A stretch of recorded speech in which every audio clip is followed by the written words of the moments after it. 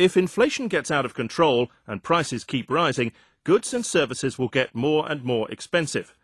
To stop prices rising as fast, demand might have to be reduced. When demand falls, businesses cut back on production and employment. The economy can enter a recession. Unemployment tends to rise, and companies in trouble can go out of business. This sounds like Britain in the 1970s. World oil prices more than tripled in 1973. Workers demanded higher pay, but higher pay meant higher costs and pushed up prices even more. Economic activity was weak and unemployment began to creep up. By 1975, prices were rising by 25% a year, and inflation averaged no less than 13% a year over the 1970s as a whole. Inflation didn't slow down until 1983, in the wake of a recession and rising unemployment.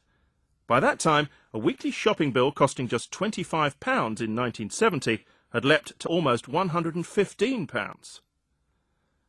But the best-known example of high inflation is Germany in the 1920s. The Great War had put enormous pressure on the public finances. The government resorted to printing money to pay its debts, flooding the economy with paper money. Prices exploded. At one point, they doubled every 48 hours. In January 1923, a loaf of bread cost only 700 marks. By November of that year, it cost a staggering 80 billion marks. Workers received their pay each morning in baskets and rushed to the shops before it was worthless. Savings evaporated. Businesses collapsed. Many Germans burned their marks to keep warm and shopped with cigarettes or stable foreign currencies.